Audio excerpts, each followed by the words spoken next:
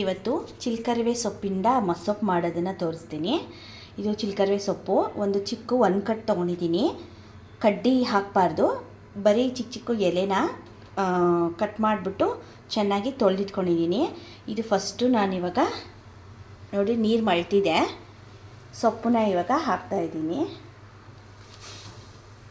ನಾನು ಸೊಪ್ಪನ್ನ ಮಾತ್ರ ಪಾತ್ರೆಯಲ್ಲಿ ಬೇಯಿಸ್ಕೊಳ್ತೀನಿ. ಇವತ್ತು ಮಡಿಕೆಯಲ್ಲಿ ಮಾಡ್ತಾಯಿದ್ದೀನಿ. ಸೊಪ್ಪನ್ನ ಮಾತ್ರ ಯಾಕೆ ಸಪ್ರೇಟಾಗಿ ಬೇಯಿಸ್ಕೊಳ್ತೀನಿ ಅಂದರೆ ಹಂಗೆ ಅದು ಗ್ರೀನ್ ಕಲರ್ ಆಗೇ ಇರುತ್ತೆ, ಆಮೇಲೆ ಟೇಸ್ಟು ಒಂಥರ ಚೆನ್ನಾಗಿರುತ್ತೆ. ಅದಕ್ಕೇ ಇವಾಗ ಇದು ಚೆನ್ನಾಗಿ ಸ್ವಲ್ಪ ಬೇಯಲಿ. ಇವಾಗ ಬನ್ನಿ ಹಾಗೇ ಇವಾಗ ಕುಕ್ಕರ್ಗೆ ತೊಗರಿಬೇಳೆ ಮತ್ತು ಹೆಸರುಬೇಳೆ ನೆನೆಸಿಟ್ಟಿದ್ದು ಒಂದು ಅರ್ಧ ಗಂಟೆ, ಆ ನೀರನ್ನ ಚೆಲ್ಬಿಟ್ಟು ಹಾಕ್ತಿರೋದು. ಮತ್ತು ಒಂದು 2 ಟೊಮೆಟೊ, ಬೆಳ್ಳುಳ್ಳಿ, ಸಾಂಬಾರು ಈರುಳ್ಳಿ ತೊಗೊಂಡಿದ್ದೀನಿ, ಸ್ವಲ್ಪ ತೆಂಗಿನ ತುರಿ. ನಾನು ಹಸಿಮೆಣ್ಸಿನ್ಕಾಯಿ ಹಾಕೋದಿಲ್ಲ, ಒಣಮೆಣ್ಸಿನ್ಕಾಯಿ ಚಿಕ್ಕ ಚಿಕ್ಕದು ಖಾರ ಮೆಣಸಿನ್ಕಾಯಿ ನನಗೆ ಎಷ್ಟು ಬೇಕೋ ಖಾರಕ್ಕೆ ತಕ್ಕಂತಿದೆ. ನಾನೊಂದು 7 ಹಾಕಿದ್ದೀನಿ. ಅರಿಶಿನ ಮತ್ತು ನೀರು.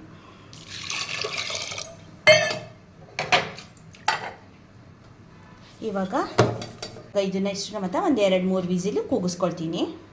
ಈಗ ನೋಡಿ ಇಷ್ಟು ಬೆಂದಿದೆ. ಮತ್ತು ಇಲ್ಲಿ ಇವಾಗ ನೋಡಿ ಇದು ಸಹ ಇವಾಗ ಚೆನ್ನಾಗಿ ಬೆಂದಿದೆ. ಈಗ ಇದನ್ನು ತೆಗೆದು ಇದರೊಳಗಡೆ ಶಿಫ್ಟ್ ಮಾಡ್ತೀನಿ.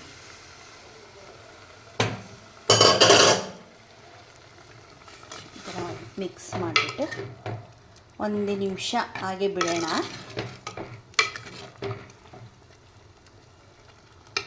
ಇದೊಂದು ನಿಮಿಷ ಹಾಗೆ ಬಿಡೋಣ. ಈಗ ನೋಡಿ ಆಗಿದೆ. ಇವಾಗ ಸ್ಟೌವಿಂದ ಕೆಳಗಡೆ ಇಟ್ಕೊಂಡಿದ್ದೀನಿ. ಇವಾಗ ಇದನ್ನು ಮಸ್ಕೋಬೇಕಾಗುತ್ತೆ. ಇವಾಗ ಇದನ್ನು ಮಸ್ಕೊಳ್ಳೋಣ. ಮಸ್ತಿದ್ದೀನಿ ನೋಡಿ.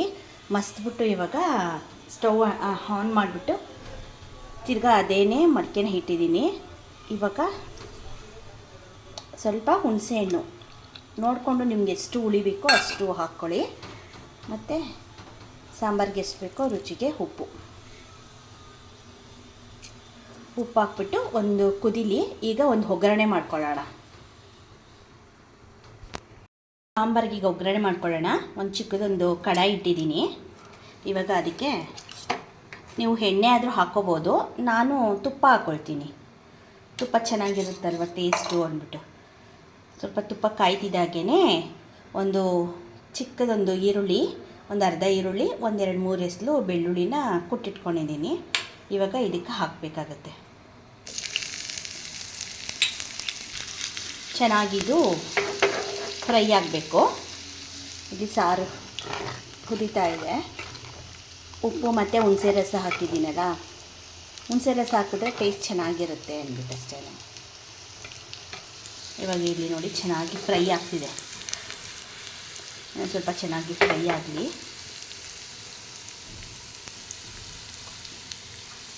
ಇದು ಹಾಕ್ತಿದ್ದಂಗೆ ನೋಡಿ ಆಗಿದೆ. ಇವಾಗ ಸಾಂಬಾರೊಳಗೆ ಹಾಕೋದು.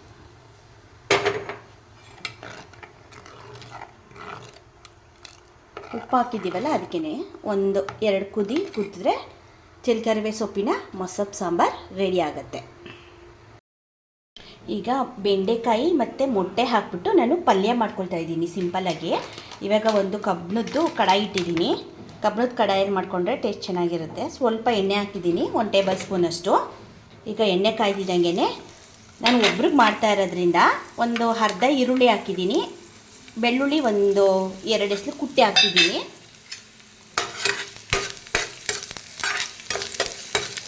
ಇವಾಗಿದು ಫ್ರೈ ಆಗ್ತಿದ್ದಾಗೇ ಬೆಂಡೆಕಾಯಿನ ಹುರಿದಿಲ್ಲ, ತೊಳೆದ್ಬಿಟ್ಟು ನೀರೆಲ್ಲ ಒರೆಸ್ಬಿಟ್ಟು ಕಟ್ ಮಾಡಿ ಇಟ್ಟಿರೋದು. ಇವಾಗ ಅದನ್ನು ಹಾಗೇ ಫ್ರೈ ಮಾಡ್ಕೋಬೇಕು. ತುಂಬ ಈಸಿ ಇದು, ಸಿಂಪಲ್ಲು ಮತ್ತು ಟೇಸ್ಟ್ ಅಂತೂ ತುಂಬ ಚೆನ್ನಾಗಿರುತ್ತೆ.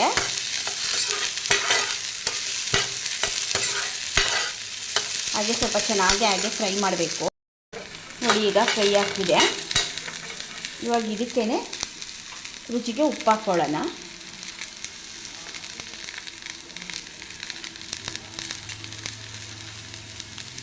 ಅರಿಶಿನ,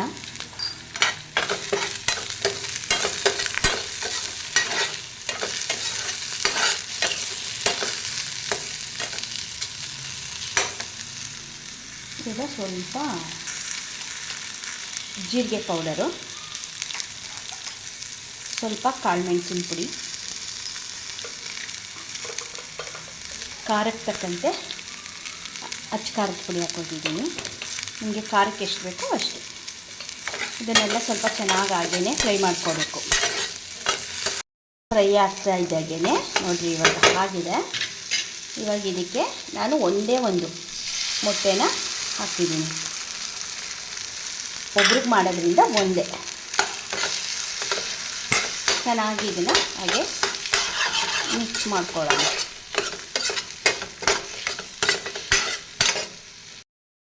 ಈಗ ರೆಡಿಯಾಗಿದೆ ನೋಡಿರಿ, ಬೆಂಡೆಕಾಯಿ ಮೊಟ್ಟೆ ಪಲ್ಯ ರೆಡಿಯಾಗಿದೆ.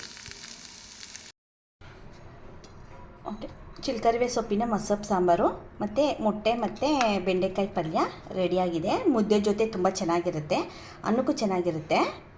ನಾನು ಮುದ್ದೆಗೆ ಇಟ್ಕೊಂಡಿದ್ದೀನಿ.